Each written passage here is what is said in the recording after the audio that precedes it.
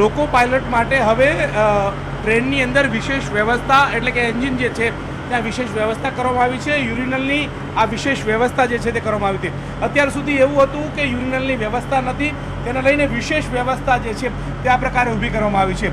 Sensor સાથે કાર્યરત આ યુરિનલ જે છે તે તૈયાર કરવામાં આવ્યું છે. પહેલાં કલાકોના સમય સુધી યુરિનલ ન જઈ શકે તે પ્રકારની સ્થિતિ હતી, તેને હવે દૂર કરી છે રેલવે વિભાગ દ્વારા, અને આ નવું ઉપકરણ જે છે તે તૈયાર કરવામાં આવ્યું છે કે જેના કારણે હવે આ પાયલટ માટે એક સુવિધાજનક જે છે તે ઊભી કરવામાં આવી છે. આપણી સાથે પીઆરઓ છે, તેમની સાથે વાત કરીશું. કેવા પ્રકારની સુવિધા જે છે કે જેથી કરીને લોકોને કલાકો સુધી જે યુરિનલ જે છે તે રોકી રાખવાની નોબત આવતી હતી, આ સુવિધા ક્યારથી શરૂ થઈ છે? આ સુવિધાનું વિશેષ મહત્વ શું? પહેલાં જે ભારતીય રેલવેમાં જે એન્જિન હતા ત્યારે આવી આપણી જે ટોયલેટની ફેસિલિટી નહોતી પહેલાં. હવે આ ટોયલેટની ફેસિલિટી હવે કરવામાં આવી છે ધીરે ધીરે ઇન્ડિયન રેલવેમાં.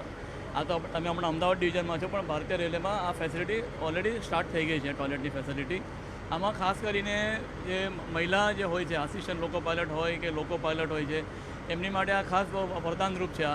એમને લાંબી જર્ની હોય કે 6 કલાકની શિફ્ટ હોય, 8 કલાકની શિફ્ટ હોય, એમાં અમને સમજો. અને આ જે ટોયલેટ ફેસિલિટી છે એ 0 km પીચ પર જ્યારે ગાડી ઊભી રહે ત્યારે જે યુઝ કરવાનું છે. ચાલુ ગાડીમાં યુઝ ન થાય, અને ચાલુ ગાડીમાં આમ પણ એ લોકોથી ઊભા ન થવાય. એટલે જ્યારે આ ગાડી ઊભી રહેશે 0 km પીચ પર ત્યારે આ વોટરલેસ છે, ઓટરલેસ છે. આમાં હેન્ડ વોશની પણ ફેસિલિટી છે, અને લાઇટ પણ સેન્સરની લાઇટ છે. ત્યાં ઘણું ઉપયોગી થશે, સ્પેશિયલી ફોર ધ લેડી લોકો પાયલટ અને આસિસ્ટન્ટ લોકો પાયલટ માટે. ચોક્કસથી તો લેડી પાयलट માટે આશીર્વાદરૂપ બનશે. આપણી સાથે લેडी पायलट પણ છે, તેમની સાથે વાત કરીશું. कितना असरकारक रहेगा, क्योंकि आपने तो कई बार जर्नी कर चुके हो, क्या दिक्कतें होती थी, अब दिक्कत समाप्त हो गई? देखिए, बहुत ज़्यादा बेनिफिशियल है ये, क्योंकि पहले जब हम गुड्स ट्रेन में काम करते थे तो गुड्स ट्रेन की वर्किंग ऐसी होती है कि वो किसी पर्टिकुलर स्टेशन पे नहीं रुकती, या तो किसी यार्ड में रुकेगी, वो मेल लाइन ही चलती है. उस कंडीशन में आसपास कोई टॉयलेट नहीं हुआ करता था, और 6 से 8 घंटे की ड्यूटी में टॉयलेट फैसिलिटी बहुत बेसिक होती है. अब ऐसा इनोवेशन है तो लोको पायलट्स के लिए बहुत फ़ायदेमंद है, स्पेशली लेडीज़ के लिए तो बहुत ज़्यादा फ़ायदेमंद है. एंड ये वाटरलेस भी है तो हाइजीन प्रॉब्लम भी नहीं होगी इससे. काफ़ी अच्छा है ये.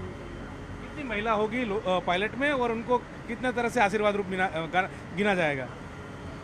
महिलाओं के लिए तो बहुत ही आशीर्वाद रूपी ही है. एंड अभी फ़िलहाल अहमदाबाद में 15 से 16 असिस्टेंट लोको पायलट वर्क कर रही हैं. एक गुड्स लोको पायलट महिला भी हैं. तो ये मान के चलिए कि ये बहुत ही बड़ा इनोवेशन है हमारे लिए. इसके लिए हम रेलवे की बहुत ज़्यादा थैंकफुल हैं. તો રેલવે માટે આશીર્વાદરૂપ જે છે કે જ્યાં કામ કરતા લોકોને હવે આ સુવિધા જે છે તે મળતી થઈ છે, જેના કારણે જે તકલીફો હતી તે તકલીફો દૂર થઈ ચૂકી છે. હવે એન્જિનની અંદર પણ જે ટોયલેટની ફેસિલિટી છે, વર્ષો જૂની જે સમસ્યા હતી તે સમસ્યા દૂર થઈ છે, અને હવે આ સુવિધાનો ઉપયોગ હવે રેલવે એન્જિનમાં પણ મળશે. પ્રકાશ દેસાઈ સાથે ગૌતમ શ્રીમાળી, ન્યૂઝ 18 ગુજરાતી, અમદાવાદ.